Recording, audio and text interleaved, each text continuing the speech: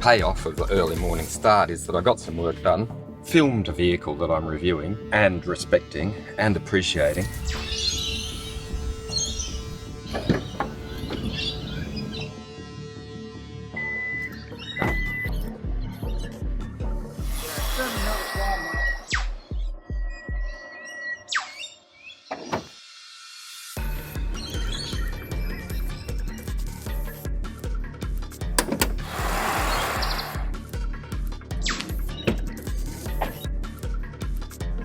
And now, I have a few hours to ride.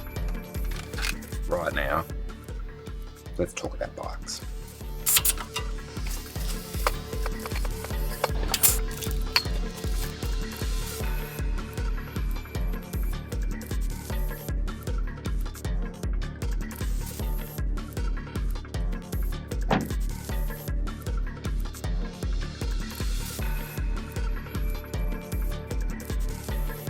Let's ride. Oh.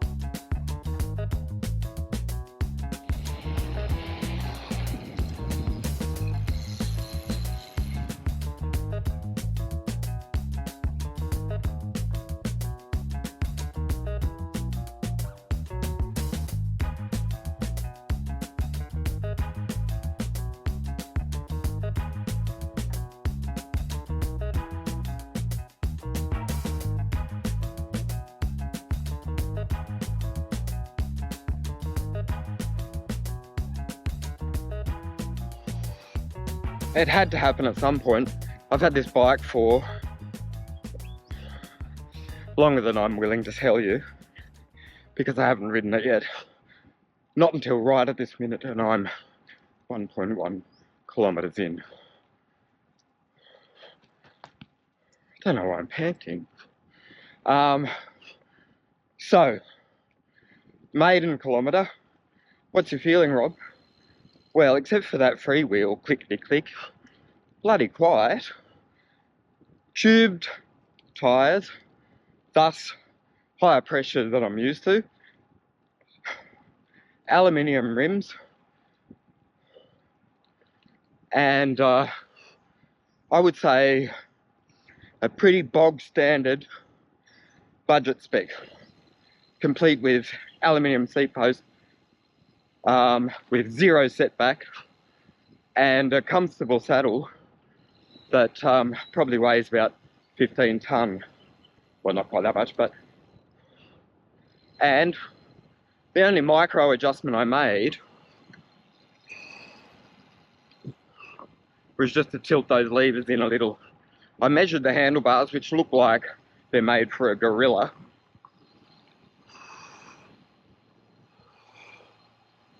But they're not actually that severe.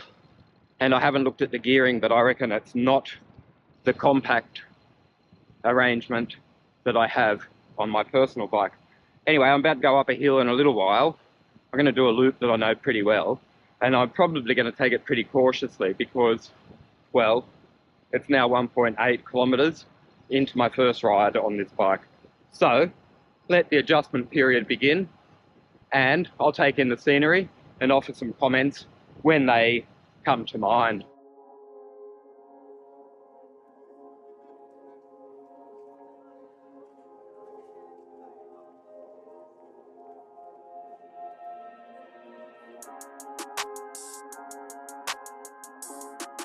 It's a Tuesday morning, which means in Ku-Ring-Gai Chase National Park, also known as Cycling Paradise, minimal traffic. So I've got time to tell you, this is my first ride on Shimano 105 Di2, and this is what it looks like.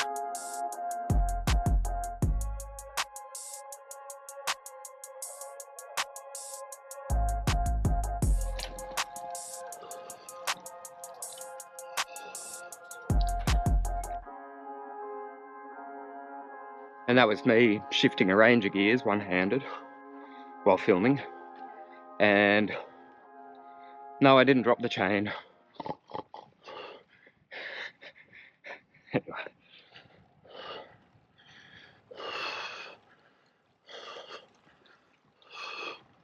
No, I'm not going there. Not with this gear ratio. And that leads me to an early comment about the Polygon.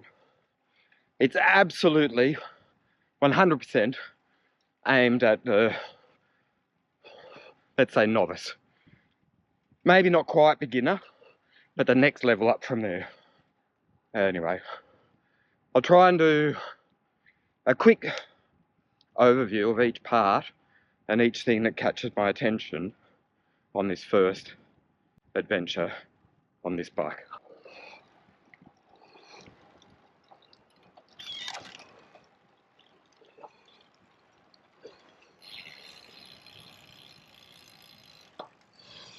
Shifting, like, yeah, really direct, very efficient. Maybe there's a little lag from Ultegra and Durace, but it's been a while since I've been on either of them.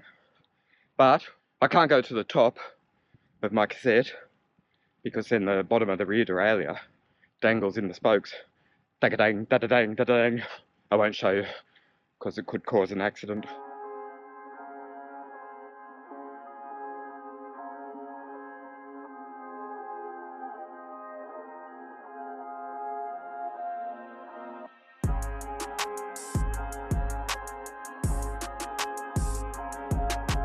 Pulling over to get a stationary shot of the bike with a little bit of grass in the foreground, but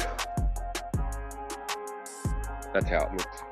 I've only gone a little bit, but for some reason I was really out of breath, so I was just pulling over to say, as I said with the first Polygon that I rode, and this is my second one, that was a Helios, this is the Strattos.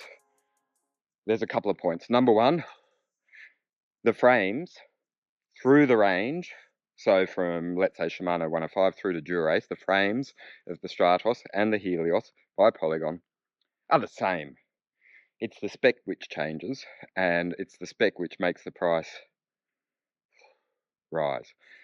Also, number two, second thing I said with the previous one, and I apply to this one as well, it feels a lot shorter than the average, let's say 54 centimetre or medium frame. Certainly the ones that I've ridden.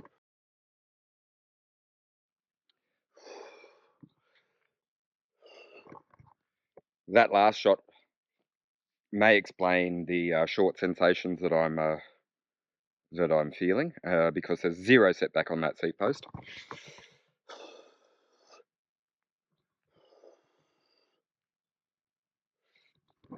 The saddle, however, was something that I glanced at and said I'll change that, but I'm riding it and I will say, I don't know if I would change it. It's pretty comfy, apart from it weighing, maybe I'll put it on the scales, but I would say quite a lot. It's got a pretty reasonable shape, and for the novice, I would say it's really quite good. Whew. Sweating up a storm in my aero helmet, sorry about that. I'll try and, I did wash my helmet after the last ride, thank God, so it's not so salty. 170 cranks, so a little bit shorter, you know, which is the trend, thanks to Tade. And blah, blah, blah, but he goes 165, I think, so it's crazy short. Anyway, they look, and I say that because it used to be that 105 sort of had a real, like, cosmetic, as in, it wasn't nearly as attractive as the higher end group sets, but I reckon this one looks pretty all right. And I talked to you about the gearing ratio, and I'm just checking it now, and it's a 52 36. I think that's pretty clever, and I think just looking at it, the top of the rear cassette, the cog that I can't use because the derailleur goes into the spokes, is a 30-ish.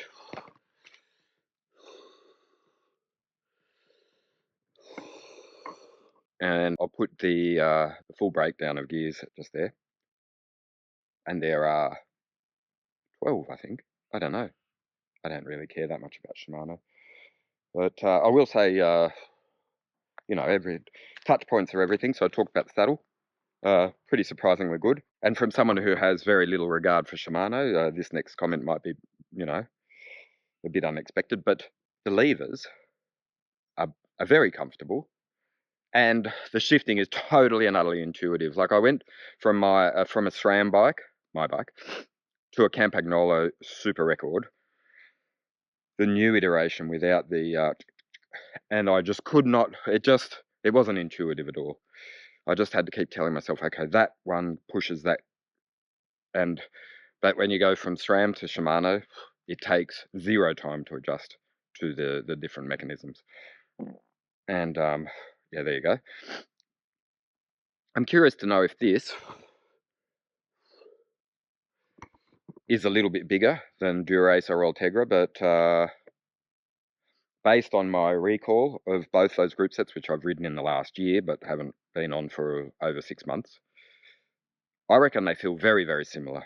And it's pretty ergo, and there's a reason, I think, why everyone, or the kids, you know, Tadej and Remco and co, are sucking them in a little bit. You know, like for me, it's a great position. And I said that the bars look like they were made for a gorilla. That's more in terms of width than the drop. And although they look big and they don't look like they're going to be comfortable, you know, in the early kilometers of this bike ride, I didn't find them too bad. Actually, I found them really comfortable. But I've only gone uphill, as the sweat might suggest, and now it's time to just get a little bit used to it. I think I've caught my breath. I think it was just, I don't know, probably that egg and bacon roll. Okay, you don't need to know that. Higher pressures, I've talked about that already. New tyres, I've talked about that already. Not tubeless, I've talked about that already. So, and also aluminium rims, I've talked about already. So we're going to see how all of that sort of combines on a downhill, which I totally love, and one which I've blitzed a bit in the past. And I may yet do so on this bike as well, because it feels pretty stable, pretty stable, pretty stable.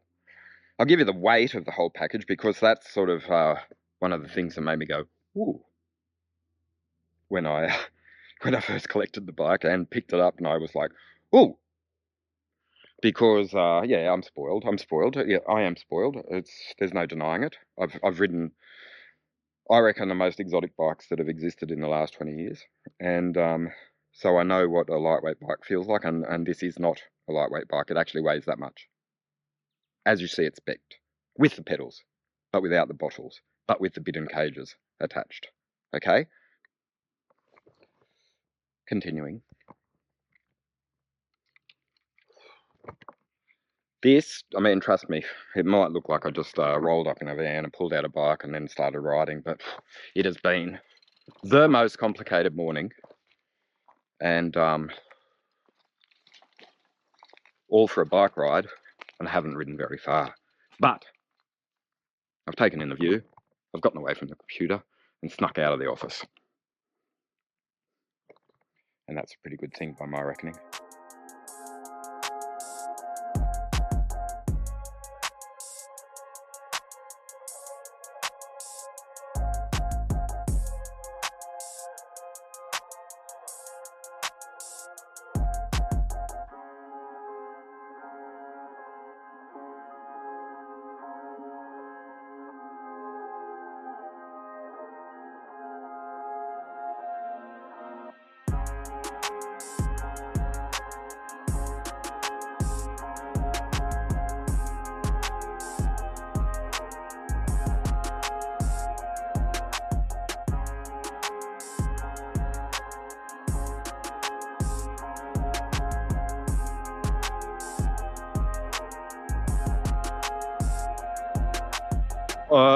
A little bit further down the road, and long enough to have just tucked my hands into the drops in those handlebars, which I just gave a little bit of credit to.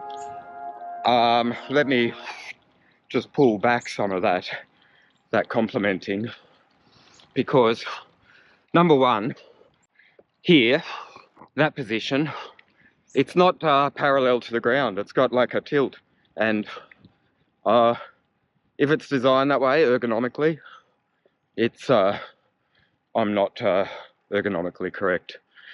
And secondly, showing again, and now from above, look, what I'm saying is that pushback, let's say, that bit, might make sense to people using CAD. Like, what I'm saying is, that's a recipe for bruised wrists. I know, because I've done it in the past with K-Edge. What are they called? Or FSA, oh, I can't remember. Some handlebars back in 20 years ago, in 2004. And the memory still permeates my mind when I consider new handlebar bends. I shouldn't be surprised that there was a little flaw in them. As soon as I saw this bike, I said, oh, I'm going to flip those handlebars before I even ride it. But I didn't. And on the tops, ta-da-da, as a lot of people tend to like to ride these days, they're pretty comfy, but just down in the drops, I don't know. I'm not convinced.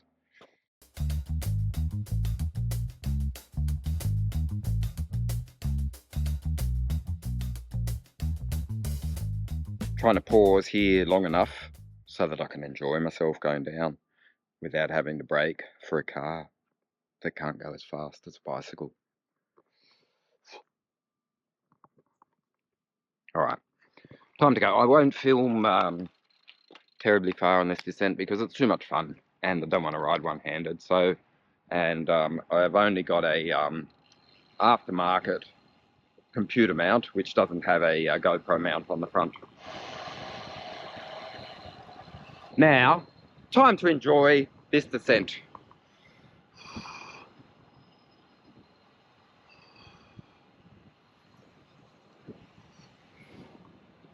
Before I get into the twists and turns, I can say this bike feels super stable for the first time that I've gone over 40k an hour. And now I'm going over 50k an hour and it still feels stable. Let's get in the drops and give it some stick on some technical roads, shall we?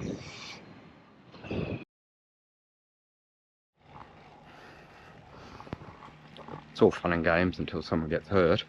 I started pretty confidently and at ease, and of the belief that the bike would manage that descent well. And then I took a little bit of rear brake and I did a lot of skidding. So brakes work, and high pressures, or higher pressures than I've been accustomed to. Yeah, well, that changes things, doesn't it? Changes the whole dynamic a bit. And then somewhere around like the middle of the cassette, or a little bit lower than the middle of the cassette, you could say, the freewheel ability of the rear derailleur, it just sort of didn't want to play ball. So in other words, I got this chain slap that freaked me out while I was going about 60k an hour, and then I just backed it off and I thought, I don't know what's going on there. I think that it could be that I got a little bit of you know, straightening to do on the rear derailleur, and that might solve that problem. I'll check on that when I'm not pedaling.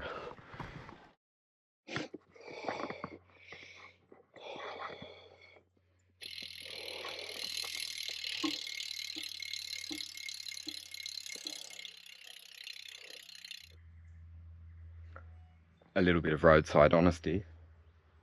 I could look down and see that the derailleur was bent, so I knew the derailleur was bent. So now, when I put it in the top cog, the derailleur doesn't tinkle tankle, jingle jangle. in the spokes. And I'm guessing when I freewheel, as I tried to do on the descent earlier, I won't get the chain slap. So I might basically do that loop again and see how it goes with a little bit of roadside repair, which is to say elbow grease.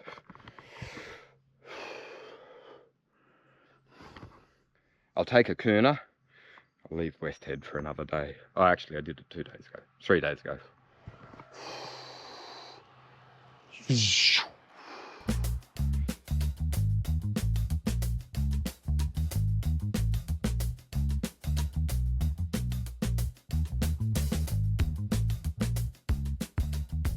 Back to my end of trip facility, otherwise known as the 8-seater Staria wagon by Hyundai. And will I do another loop? I'm not certain. That one was enjoyable in parts and then not so great in other parts. Anyway, what can you do? I might do a little bit of mechanical adjustment and consider my next move and replace my GoPro battery and then decide whether or not I will do another loop. But in the meantime, I'm looping around. I'm just going to hold onto a tree so I can stay clipped in, so I can do this in one sequence next to this beautiful high tide.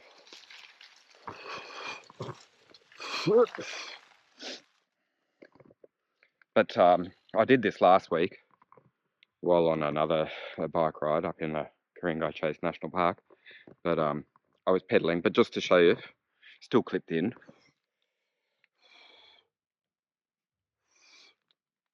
Okay. So if you have your handy Staria fob, key fob, you can just do this.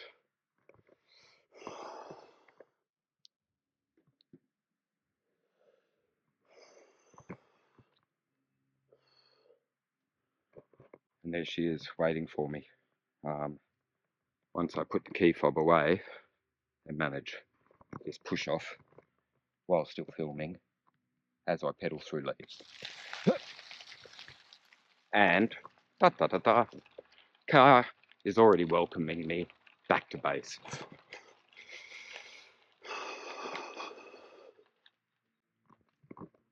Isn't that terrific? Yes.